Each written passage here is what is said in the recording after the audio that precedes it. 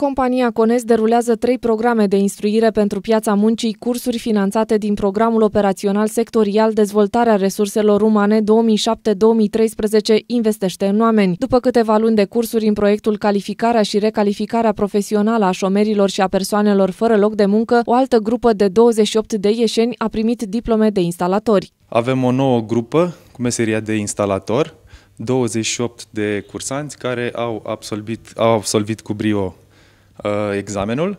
Se înmânează astăzi bursa de studiu pentru cele 5 luni de activitate de formare teoretică și practică și diplomele care sunt recunoscute de către Ministerul Muncii, atât în România cât și în toată Uniunea Europeană. Cei care au fost instruiți sunt convinși că au acum o oportunitate de angajare. Este un curs foarte benefic pentru că îți oferă posibilitatea de a lucra într-o meserie cu foarte mare căutare pe piața muncii la acest moment. E o meserie de viitor. Piața construcțiilor va avea întotdeauna nevoie de instalatori calificați și de persoane calificate.